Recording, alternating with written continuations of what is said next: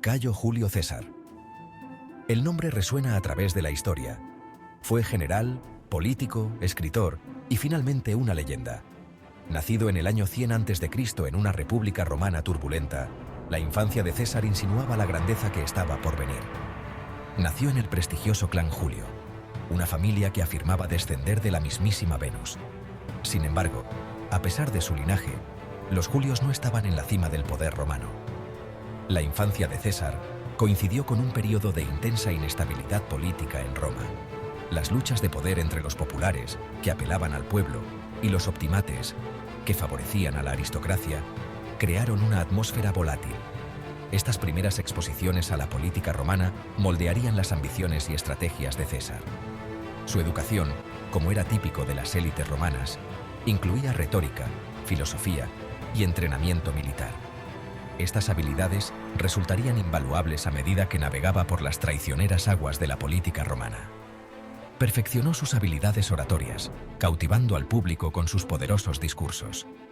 Su mente estratégica, evidente incluso en su juventud, se manifestaría más tarde en los campos de batalla de toda Europa.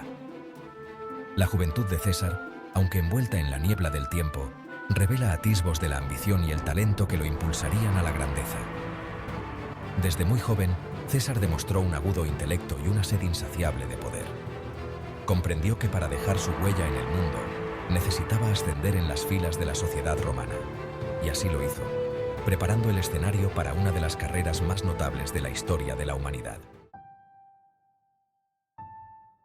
El camino de César para convertirse en un reconocido general no fue sencillo. Estuvo pavimentado tanto de oportunidades como de adversidades, poniendo a prueba su determinación y moldeando sus cualidades de liderazgo. El servicio militar se esperaba de todos los jóvenes romanos de clase alta, y César no fue la excepción. Comenzó su carrera militar en el ejército romano, donde rápidamente se distinguió por su valentía y perspicacia táctica. Sus primeras campañas lo llevaron a varios rincones de la República Romana, exponiéndolo a diferentes culturas y estrategias militares. Una de sus primeras experiencias fue durante la Guerra Social, un conflicto entre Roma y sus aliados italianos. El coraje y liderazgo de César en la batalla le valieron el reconocimiento y el respeto entre sus compañeros soldados. Sus éxitos militares, sin embargo, estuvieron entrelazados con maniobras políticas. Comprendió que los logros militares podían aprovecharse para obtener beneficios políticos en la República Romana. César utilizó su creciente reputación como soldado para avanzar en su carrera política, forjando alianzas y cultivando el apoyo popular. Su carisma y capacidad para inspirar lealtad en sus tropas fueron notables. Poseía la rara cualidad de un verdadero líder, ganándose la admiración de sus hombres a través de su propia valentía y preocupación por su bienestar. Esta capacidad de conectar con sus soldados a nivel personal se convertiría en una de las mayores fortalezas de César. El ascenso de César a la prominencia coincidió con un periodo de expansión romana. La República Romana, con su insaciable apetito de conquista, puso sus miras en la Galia, una vasta región que abarcaba lo que hoy es Francia, Bélgica y partes de Alemania y Suiza. En el año 58 a.C., César fue nombrado gobernador de la Galia Cisalpina e Ilírico, territorios que le servirían como trampolín para sus conquistas galas. Las guerras de las Galias, una serie de campañas que duraron casi una década, se convertirían en la obra maestra militar de César y en un capítulo crucial de la historia romana. Estas guerras no fueron simplemente una expansión territorial. Se trataba de asegurar el legado de César y poner a prueba los límites del poder militar romano. Las tribus galas, conocidas por su ferocidad y cultura guerrera, representaban un desafío formidable para el dominio romano. Las campañas de César en la Galia se caracterizaron por una estrategia brillante, una eficiencia despiadada y un toque de brutalidad calculada. Comprendió la importancia de la logística y las comunicaciones en la guerra, asegurándose de que sus legiones estuvieran bien abastecidas e informadas. Sus victorias contra tribus galas como los helvetios, belgas y nervios cimentaron su reputación como genio militar. Las guerras de las Galias no estuvieron exentas de controversias. Los relatos de César sobre sus campañas, aunque magistralmente escritos, estaban sin duda adornados para reforzar su imagen y posición política en Roma. Sin embargo, sus logros en la Galia fueron innegables. Había conquistado un territorio vasto y rico, asegurando la frontera norte de Roma y expandiendo su imperio. Sección 4. Un legado forjado en la batalla. Las victorias de César en la Galia. Las victorias de César en la Galia no fueron simplemente un testimonio de su destreza militar. Revelaron su profundo conocimiento de la psicología humana y su capacidad para explotar las debilidades de sus enemigos. Sabía cómo sembrar la discordia entre las tribus galas, volviendo sus propias divisiones en su contra. En la batalla, las legiones de César eran una fuerza a tener en cuenta.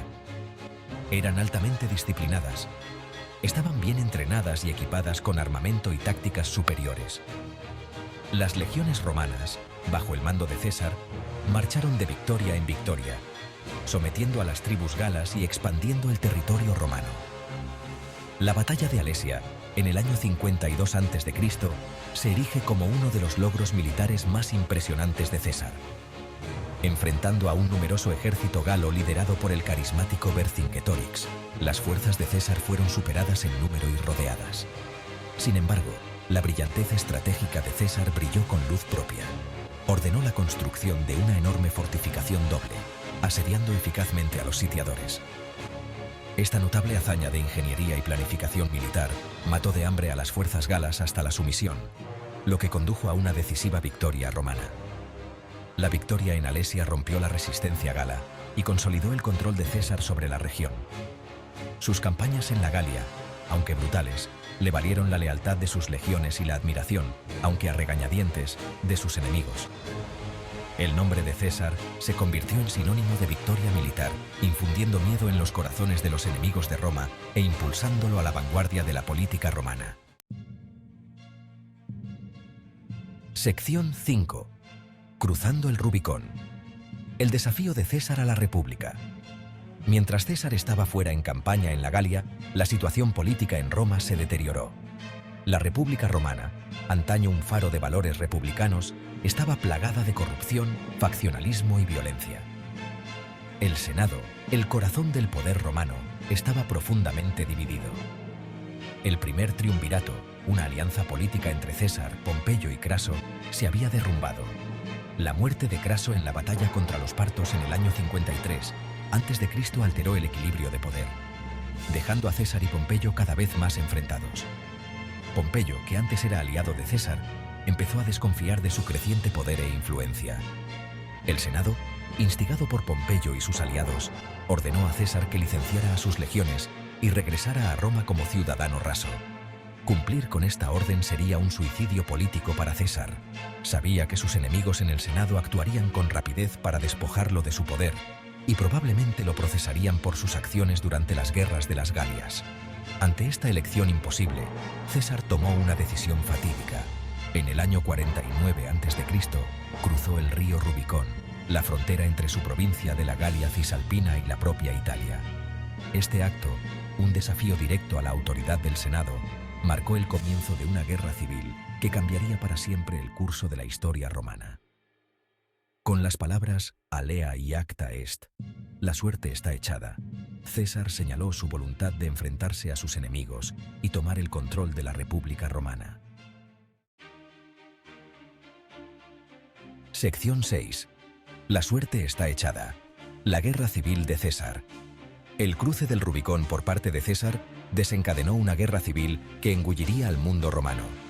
Sus legiones, leales a su general, marcharon sobre Roma, mientras que Pompeyo y sus aliados huyeron al sur. El mundo romano estaba ahora dividido. Por un lado estaba César, el general populista que había conquistado la Galia y defendía los derechos del pueblo llano. Por otro lado, estaban Pompeyo y los optimates, la élite tradicional que pretendía preservar la autoridad del Senado y su propia posición privilegiada. El genio militar de César se puso de manifiesto durante la guerra civil. Rápidamente, se aseguró el control de Italia, obligando a Pompeyo y sus aliados a huir a través del Adriático hacia Grecia. César dirigió entonces su atención a Hispania, la actual España, donde derrotó a las legiones de Pompeyo en una serie de batallas. Asegurada su retaguardia, César persiguió a Pompeyo a través del Adriático, enfrentándose a sus fuerzas en Grecia. La batalla de Farsalia, en el año 48 a.C., resultó ser el encuentro decisivo de la guerra civil. A pesar de estar en inferioridad numérica, las legiones de César derrotaron a las fuerzas de Pompeyo, gracias a las brillantes tácticas de César y a la disciplina de sus soldados veteranos. Pompeyo, derrotado y deshonrado, huyó a Egipto, donde fue asesinado por agentes del faraón egipcio. César, aunque victorioso, no era todavía amo del mundo romano.